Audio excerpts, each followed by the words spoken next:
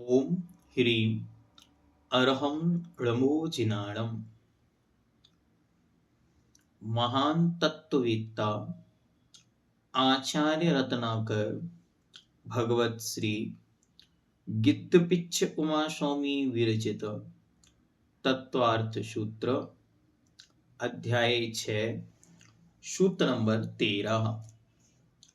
अब पूज्यवर दर्शन मोहिनी कर्म के आश्रय के कारण बतलाते हैं। दर्शन मोहिनी जो श्रद्धा नाम के गुण को ढक लेती है उसे कहते हैं दर्शन मोहिनी। और उस दर्शन मोहिनी का आश्रय कैसे होता है, वह कौन से कारण हैं, वो यहाँ बतलाए जा रहे हैं। इन कारणों को बहुत अच्छी तरह हमें जीवन पर्यंत के लिए याद रखना है और इनसे बचना है। क्या महत्वपूर्ण है वो हम आपको पहले बतला देते हैं। दुनिया में हमने ऐसा सुना, जाना या देखा कि मिथ्यात्व का सेवन करने से मिथ्यात्व बंद होगा, बंधेगा। लेकिन इन सूत्रों में पूज्यवर कह रहे हैं कि सुनो, वीतराग सर्वज्ञ अरिहंत महाप्रभु जो सच्चे देव, सच्चे शास्त्र और सच्चे गुरु हैं, यदि इनके विषय में अनर्गल प्रलाप किया, जैसा इनका स्वरूप है उससे विपरीत कथन किया, तो आपके महानतम दर्शन मोहिनी अर्थात मिथ्यात्व कर्म का आश्रय होगा। आइए इस सूत्र को देखते। केवली सुत संग धर्म देवावरणवादो दर्शन मोहस्य। केवली सुत संग धर्म देवावरणवादो दर्शन मोहस्य। दर्शन मोहस्य अर्थात दर्शन मोहिनी कर्म का आश्रय किनसे होता है, तो कहते हैं केवली श्रुत संघ देव धर्म देव इनके आवरणवाद से। केवली आवरणवाद, श्रुतावरणवाद, संघ आवरणवाद, धर्मावरणवाद और देव आवरणवाद, इनका आवरणवाद करने से दर्शन मोहिनी कर्म का आश्रय होता है। आवरणवाद क्या है, तो कहते हैं गुणवान पुरुषों में जो दोष नहीं है उन दोषों को गुणवान पुरुषों में लगाना, यह आवरणवाद है। जिसमें जो दोष नहीं है उनमें वह दोष लगाना, मतलब सामने वाला निर्दोष है या सामने वालों में जो कमियां नहीं पाई जाती हैं उन कमियों को बतलाना, उन कमियों को कह देना या उन कमियों को किसी रूप में प्रकट करना, इसका नाम है आवरणवाद। अंतरंग के कालुष्य के कारण जो सामने वाले में उपस्थित नहीं है, ऐसे मलों को उद्घाटित करना, ऐसे दोषों को प्रकट करना, इसका नाम आवरणवाद है। गुणवान और महत्वशालियों में अपनी बुद्धि और हृदय की कलुषता के कारण जो मौजूद नहीं है, ऐसे दोषों को लगाना, ऐसे दोष बतलाना, इसका नाम आवरणवाद है। जीवन पर्यंत कोशिश करें कि हम कभी भी आवरणवाद में ना पड़ें।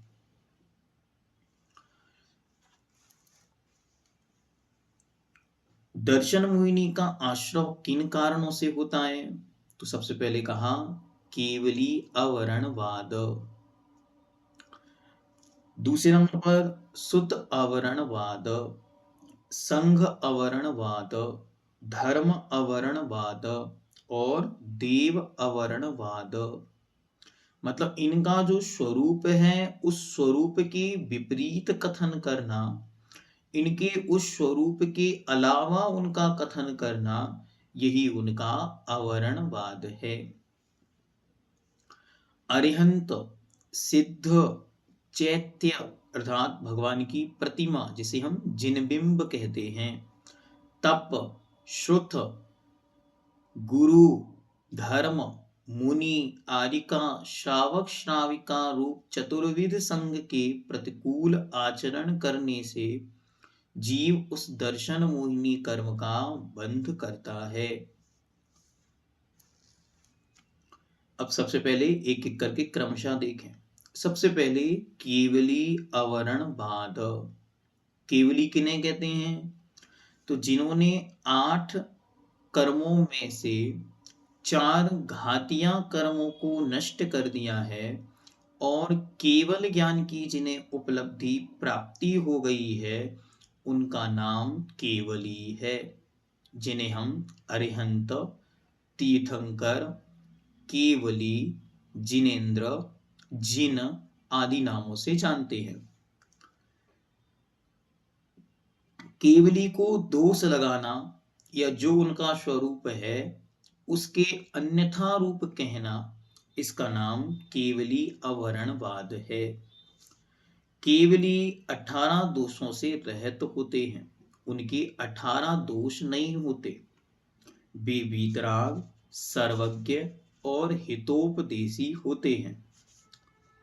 क्षुधा, तृषा, बुढ़ापा, प्यास, भूख, जन्म, मरण, भय, रोग, घमंड, राग, द्वेष, मोह, निद्रा, चिंता आदि शेष जो भी विकृति या विकार है, वे केवली में नहीं होते।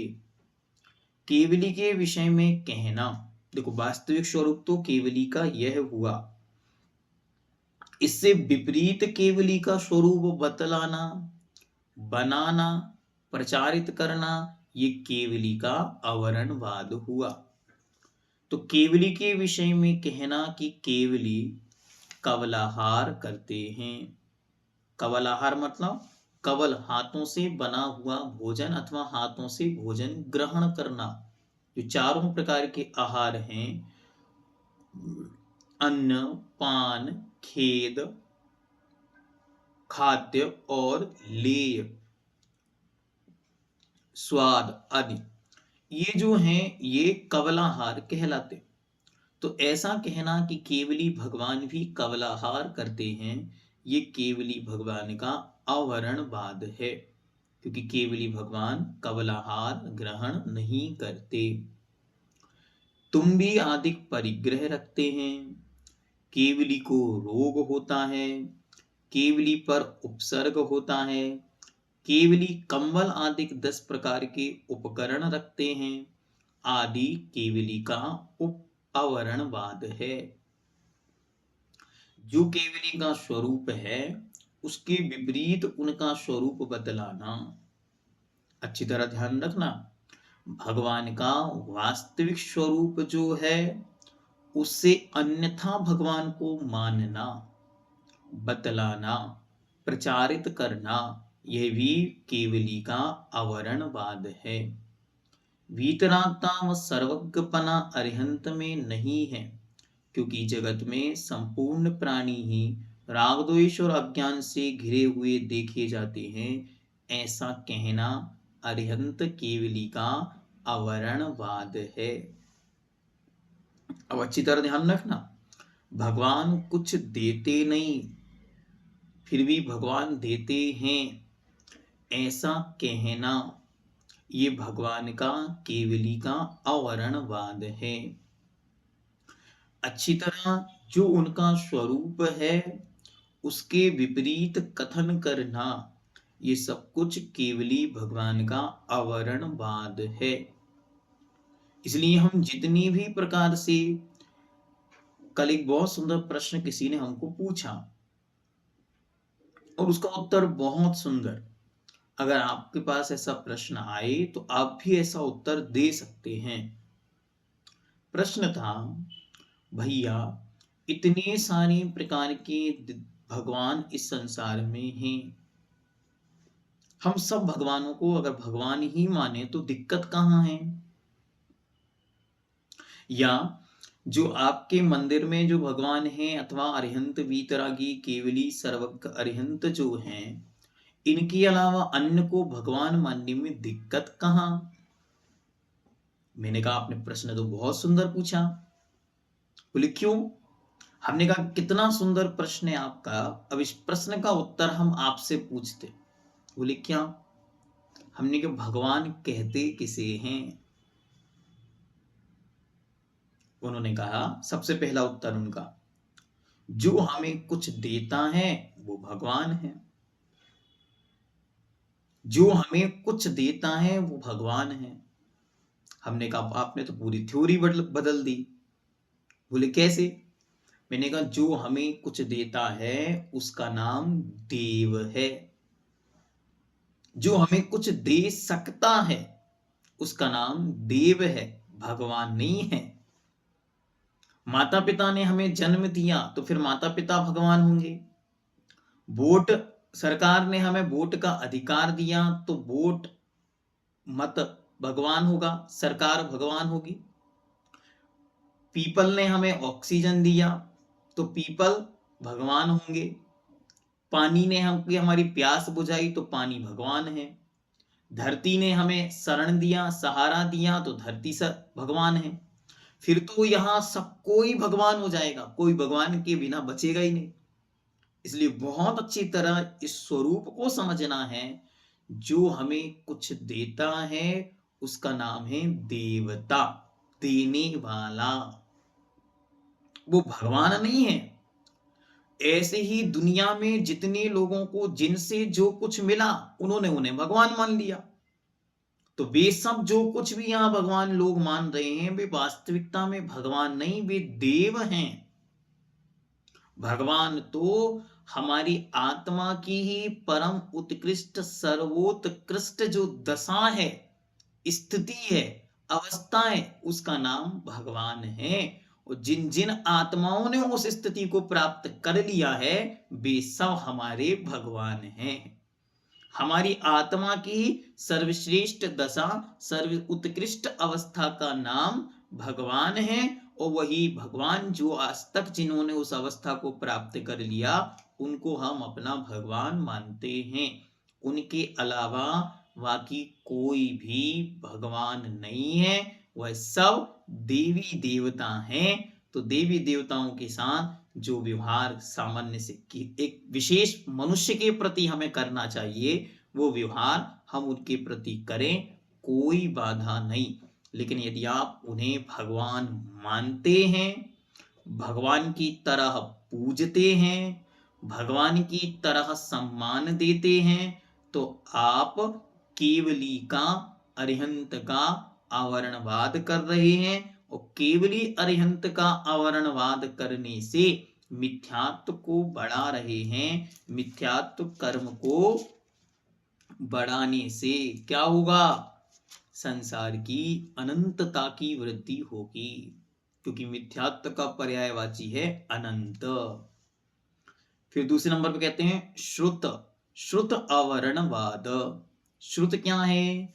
केवली भगवान के उपदेश अनुसार गणधरों द्वारा जो गुंथित या गुम्फित हुआ और आचार्यों और निर्गमित दिगंबर मुनियों के द्वारा जो रचित है उसका नाम श्रुत आगम ग्रंथ है।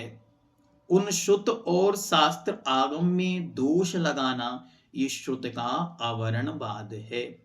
जैसे शास्त्रों में मांस, मदिरा, काम सेवन, रात्रि भोजन आदि का उपदेश है। इस प्रकार का कथन करना ये शास्त्रों का, श्रुत का आवरणवाद है।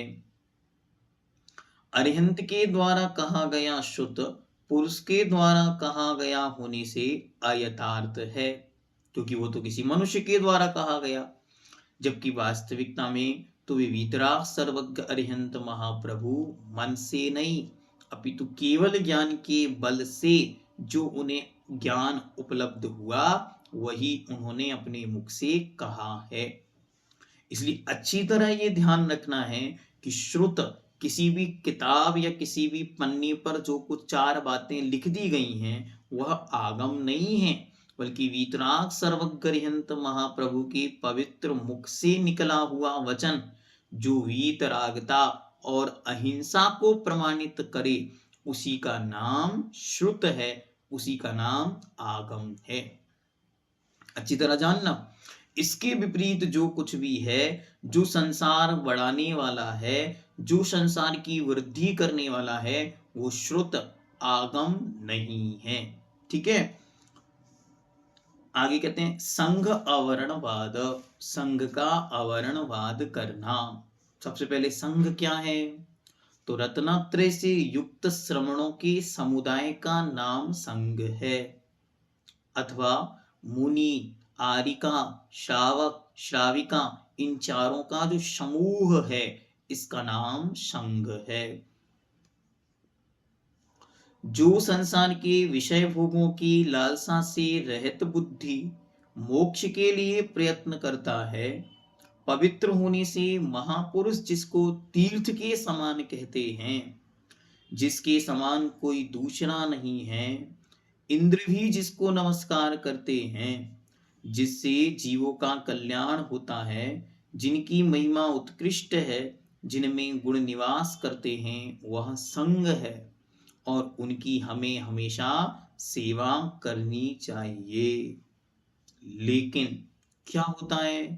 तो ये श्रमण शूद्र हैं, छूने योग्य नहीं हैं, देखने योग्य नहीं हैं, ऐसा कहना आवरणवाद है। ये स्नान नहीं करने से मलिन शरीर वाले हैं, अशुचि हैं, अपवित्र हैं, निर्लज्ज हैं। इस लोक में ये दुख का अनुभव कर रहे हैं और परलोक में भी इन्हें केवल और केवल दुख ही मिलेगा। इस प्रकार के वचन बोलना, ऐसा कहकर संघ को हीन दिखाना, इसका नाम है संघ आवरणवाद। इसे चारों में लगाना, मुनि में, आरिका में, एलक में, और मुनि, आरिका, श्रावक और श्राविका।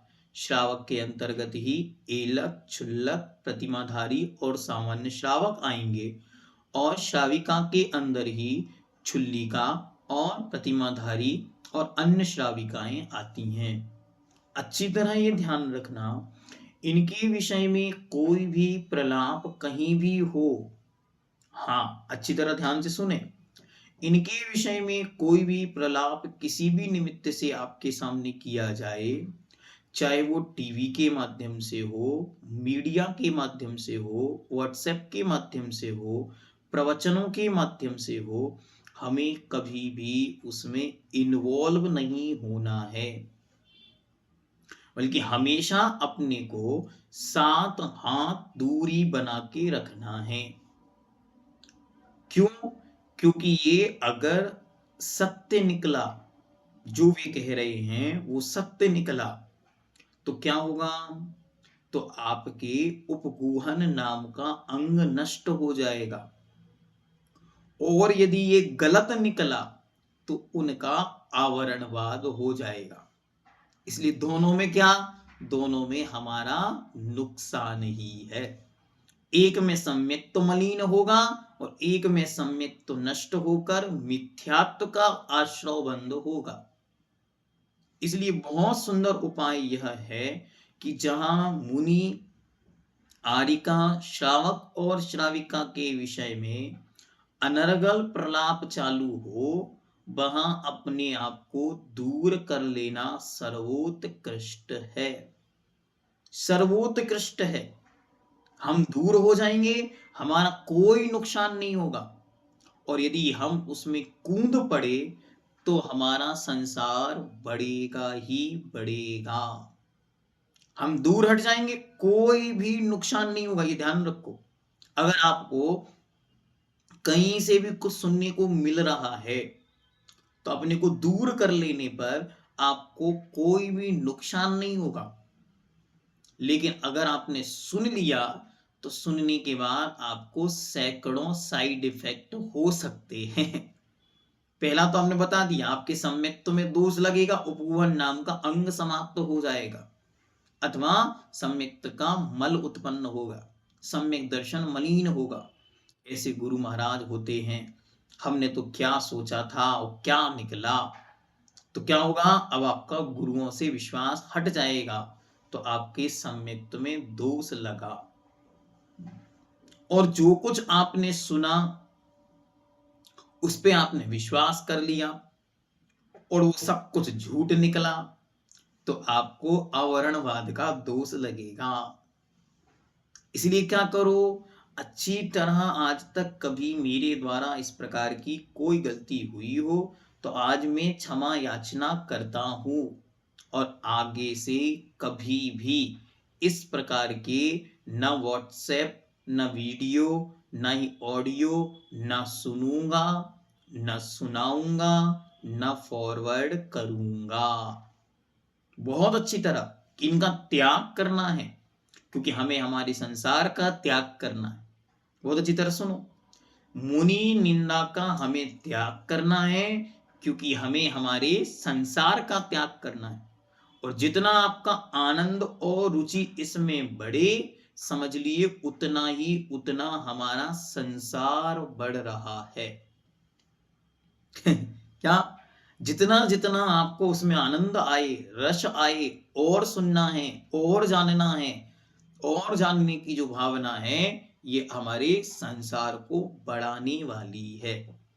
ये डराया नहीं जा रहा है आपको, बल्कि सचेत किया जा रहा है कि सुरक्षित जीवन जीना है।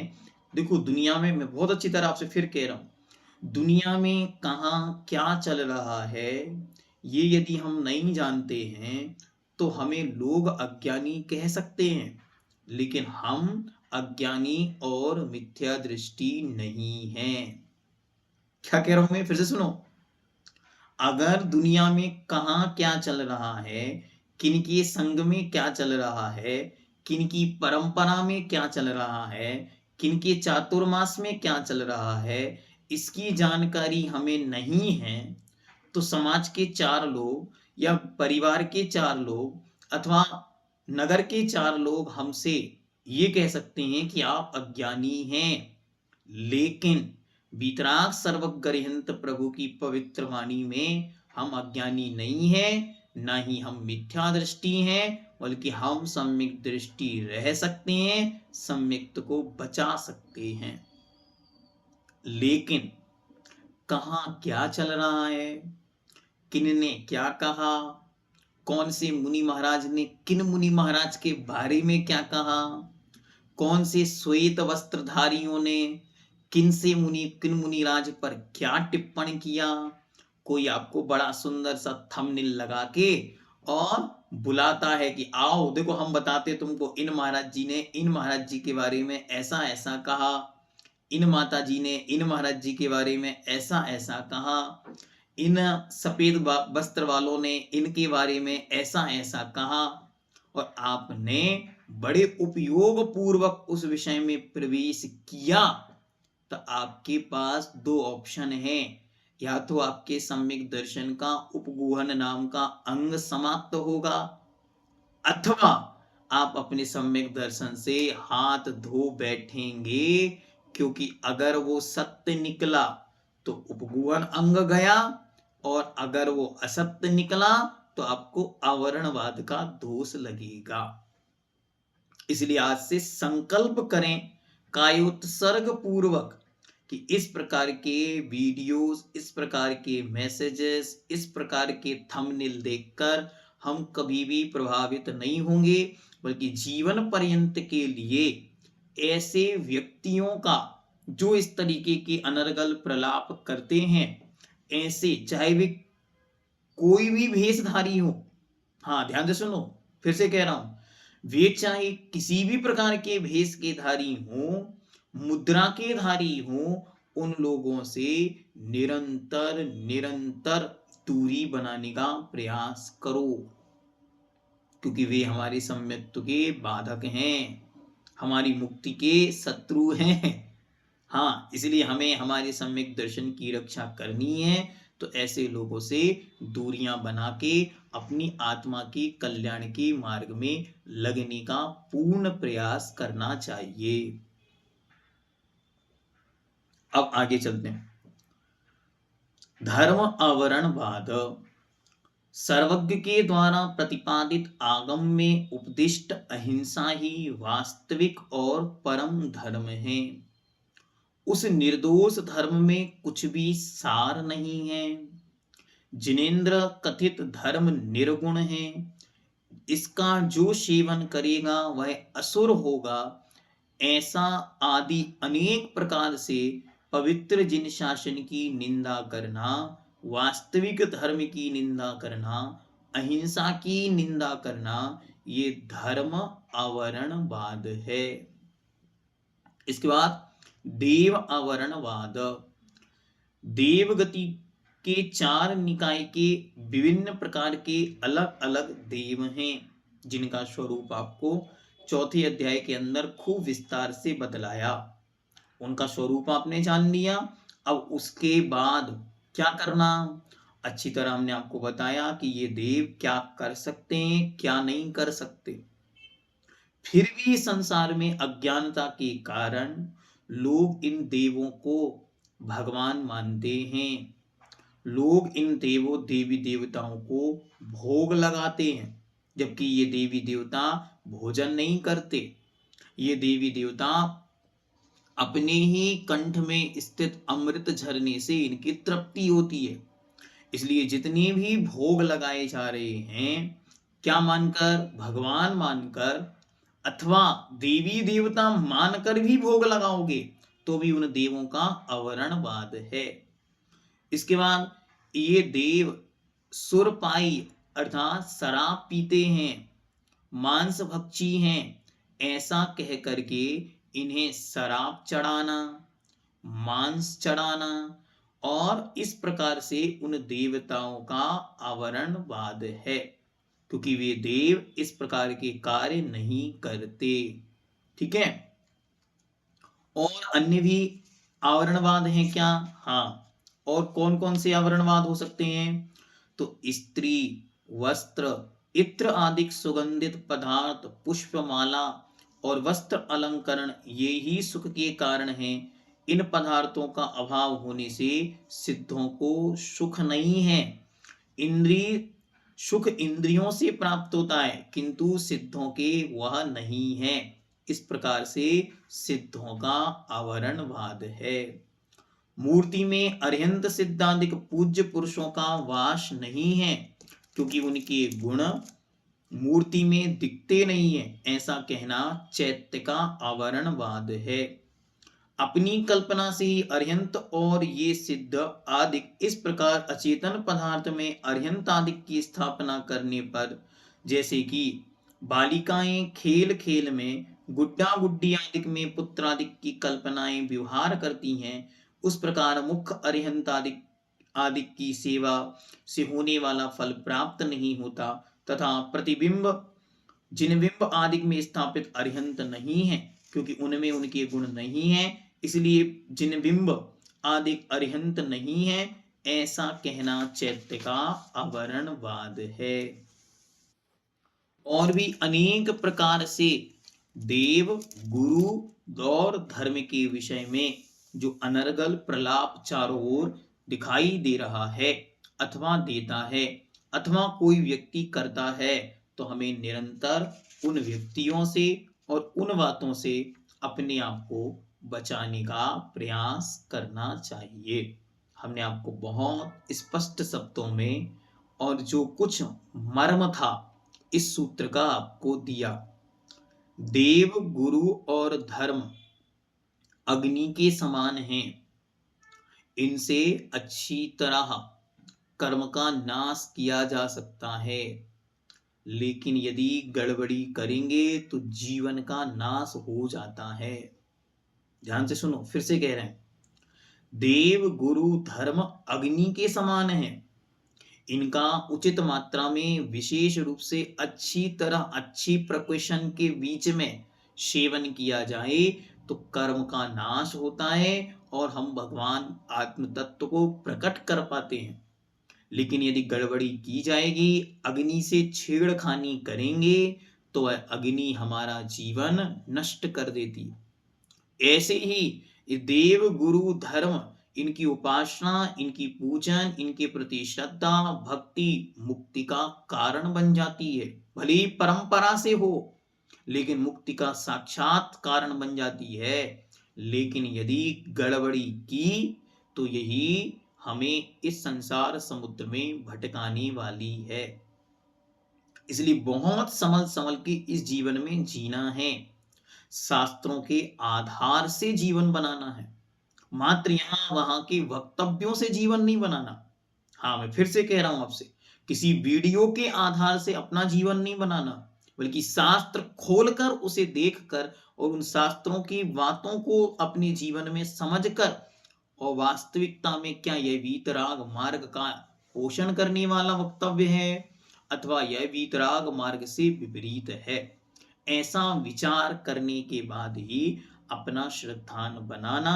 अन्यथा आचार्य महाराज ने बहुत सुंदर शब्दों में कहा कि कुगुरु, कुदेव, कुधर्म, इनसे अभी कोई वास्ता नहीं है। सुगुरु, सुदेव, सुधर्म के विषय में गड़बड़ी करी तो आपने अपने अनंत संसार को बढ़ाया है। इसलिए बहुत अच्छे सूत्र, बहुत महत्वपूर्ण है। हम तो कहते हैं कि बार बार इस सूत्र का चिंतन करो कि देखो, यहाँ कुगुरु, कुदेव, कुधर्म के बारे में बात नहीं की, अभी बहुत अच्छी तरह कह रहे हैं कि सुगुरु, सुदेव और सुधर्म के विषय में गड़बड़ करोगे तो अनंत संसार बढ़ेगा। इसलिए अपना संसार कम करना है तो कम लोगों को सुनो। क्या? अगर आपको संसार कम करना है तो दुनिया के कम से कम व्हाट्सएप पढ़ो, और आपको अपना संसार यदि कम करना है तो यहां वहां भटकना बंद करो। शांति से स्थिर चित्त होकर आत्म उपलब्धि के लिए क्या अनिवार्य वस्तु है उस पर अपना फोकस करके काम करो। ठीक है? और अच्छी तरह अपनी आत्मा में विशुद्धि जागृत करके लक्ष्य एक स्पष्ट हो, हमें संसार का अंत करना है, बाहर के नहीं, अंदर के। इतना भाव अगर हमारे बन जाएगा तो क्या होगा? भाव सुधरेंगे, और जब भाव सुधरेंगे तो नियम से भव सुधरेगा, और नियम से हमारा संसार का एक दिन अंत आएगा। इस पवित्र भावना के साथ जैनम जयतु शासनम।